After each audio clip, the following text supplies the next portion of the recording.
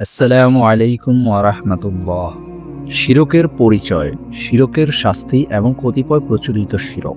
শিরক হচ্ছে আল্লাহ তাআলার জাত ও সিফাতে কাউকে বা কোনো বস্তুকে শরীক করা বা তার সমতুল্য মনে করা। মহান আল্লাহ বান্দারকৃত সব অপরাধ মুহূর্তের ভেতরে ক্ষমা করে দিলেও শিরকের অপরাধ আল্লাহ তাআলা কখনো ক্ষমা করে দেবেন না, কেননা শিরক হচ্ছে আল্লাহর সঙ্গে করা সব থেকে বড় জুলুম। তাই কুরআনুল কারিমে আল্লাহ তাআলা স্পষ্টভাবে জানিয়ে দিয়েছেন, নিশ্চয়ই আল্লাহ তাআলা তার সঙ্গে শিরক করাকে ক্ষমা করেন না, আর তার থেকে ছোট যাবতীয় গুনাহ যাকে ইচ্ছা ক্ষমা করে দেবেন। আর যে কেউ আল্লাহর সঙ্গে শিরক করে সে ভীষণভাবে পথভ্রষ্ট। সূরা নিসা 116।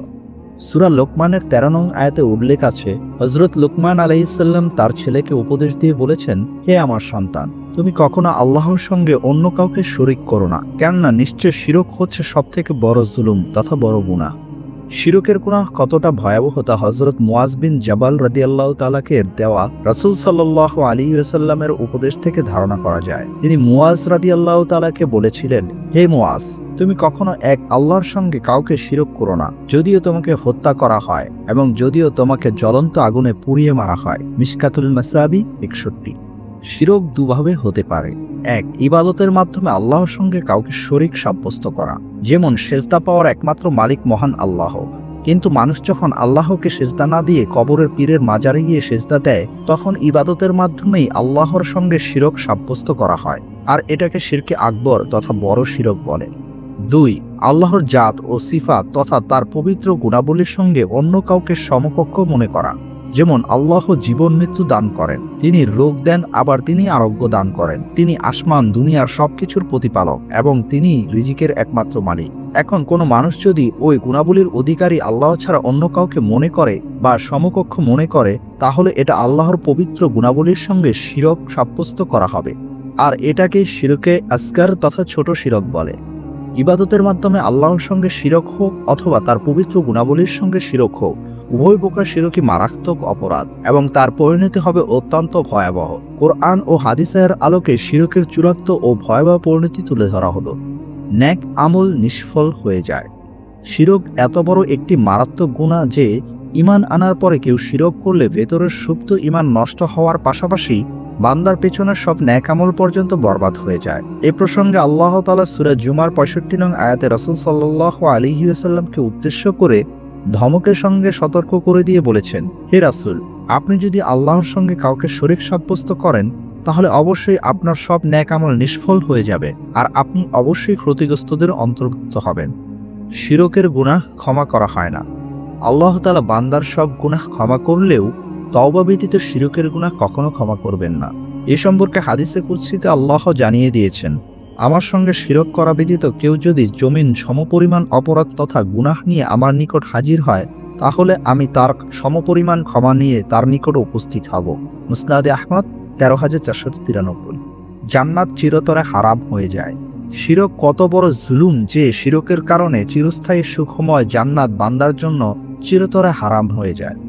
এই ব্যাপারে আল্লাহ তাআলা বলেছেন, নিশ্চয়ই যারা আল্লাহর সঙ্গে অন্য কাউকে শরীক সাব্যস্ত করে, আল্লাহ তার জন্য জান্নাত চিরতরে হারাম করে দিবেন।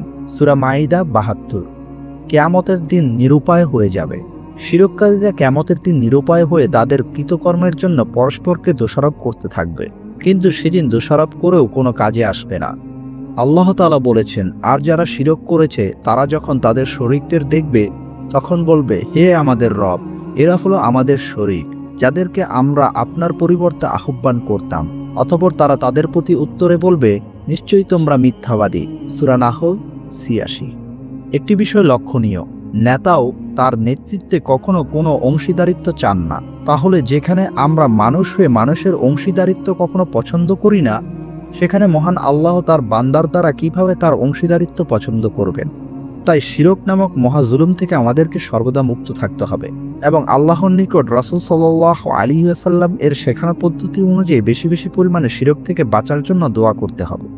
রাসূল সাল্লাল্লাহু আলাইহি ওয়াসাল্লাম শিরক থেকে বেঁচে থাকার জন্য আল্লাহর নিকট এই বলে দোয়া করতেন, হে আল্লাহ, আমার জানা অবস্থায় তোমার সঙ্গে শিরক করা হতে তোমারই নিকট আশ্রয় চাই, আর অজানা অবস্থায় শিরক হয়ে গেলে ক্ষমা প্রার্থনা করছি। আমাদের দেশের মানুষ সাধারণত মূর্তি পূজা করাকেই শিরক হিসেবে মনে করে, অথচ জেনেই হোক বা না জেনেই হোক অনেক শিরকি কাজকর্ম আমাদের সমাজের মানুষেরা করে থাকে।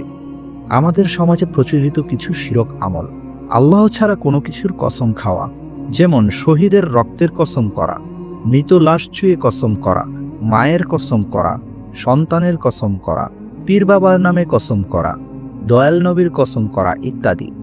আল্লাহ ছাড়া অন্য কারো নিকট সাহায্য চাওয়া, যেমন নবী রাসূলের নিকট সাহায্য প্রার্থনা করা, তাদের কবরের কাছে গিয়ে সাহায্য কামনা করা, মৃত অলি আউলিয়া বুজুর্গানে দিনের নিকট কোনো কিছুর কামনা করা, মৃত নবী রাসূল অলি আউলিয়া বুজুর্গানে দিন যে কারো উসিলায় কোনো কিছুর কামনা করা, ফেরেশতা জিন বা মৃত মানুষের কাছে সাহায্য কামনা করা, তাবিজ কবজ ব্যবহার, যেমন প্রেম ভালোবাসা সৃষ্টি, অসুখ বিসুখ, বিপদ আপদ ও বদনজর থেকে রক্ষা পাওয়ার উদ্দেশ্যে তাবিজ কবজ লাগানো, ওই একই উদ্দেশ্যে রিং, সুতা, শামুক, ঝিনুক, পাথর, তামা বা ধাতব দ্রব্যের বালা ইত্যাদি পরা, মাজার পূজা, স্মৃতিসৌধ পূজা করা, যেমন বিপদ আপদ থেকে রক্ষা পাওয়া যায়, বরকত লাভ করা যায় ইত্যাদির উদ্দেশ্যে কোনো কবর জিয়ারত করা।